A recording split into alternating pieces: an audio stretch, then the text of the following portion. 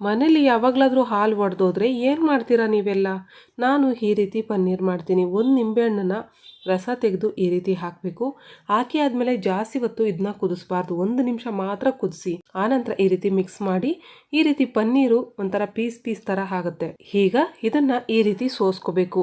ಸೋಸಿ ಆದಮೇಲೆ ಹಿಂದೆಲೆ ಒಂದು ಸ್ವಲ್ಪ ನೀರು ಹಾಕಿ ಆನಂತರ ಈ ರೀತಿ ಹಿಂಡಬೇಕು. ನೀರೆಲ್ಲ ಪೂರ್ತಿಯಾಗಿ ಹಿಂಡ್ಬಿಟ್ಟು ಈ ರೀತಿ ಒಂದು ಪ್ಲೇಟಲ್ಲಿ ಸೆಟ್ ಮಾಡಿ ಅದ್ರ ಮೇಲೆ ಒಂದು ಭಾರ ಇರುವಂತಹ ಪಾತ್ರೆ ಇಟ್ಟು ಒಂದು ಅರ್ಧ ಗಂಟೆ ಹಾಗೆ ಬಿಟ್ಬಿಡಿ.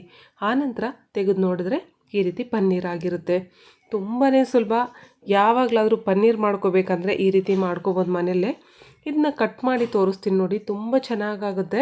ಪನ್ನೀರು ಅಂಗಡಿಯಲ್ಲಿ ತರೋ ಥರ ಸ್ಮೂತಾಗೆ ಸಾಫ್ಟಾಗೆ ಇರಬೇಕಂದ್ರೆ ಹಾಲಿಗೆ ನಿಂಬೆ ರಸ ಹಾಕಿದ್ಮೇಲೆ ಜಾಸ್ತಿ ಹೊತ್ತು ಬೇಯಿಸಬೇಡಿ. ಆದ್ರಿಂದನೇ ಈ ರೀತಿ ಆಗುತ್ತೆ. ನಾನು ಸ್ವಲ್ಪ ಜಾಸ್ತಿ ಹೊತ್ತು ಬೇಯಿಸಿದ್ರಿಂದ ಸ್ವಲ್ಪ ರಫ್ ಆಗಿದೆ. ಇದರಲ್ಲಿ ಕರ್ರಿ ರೆಸಿಪಿನೂ ಸಹ ನಮ್ಮ ಚಾನಲಲ್ಲಿದೆ ನೋಡಿ.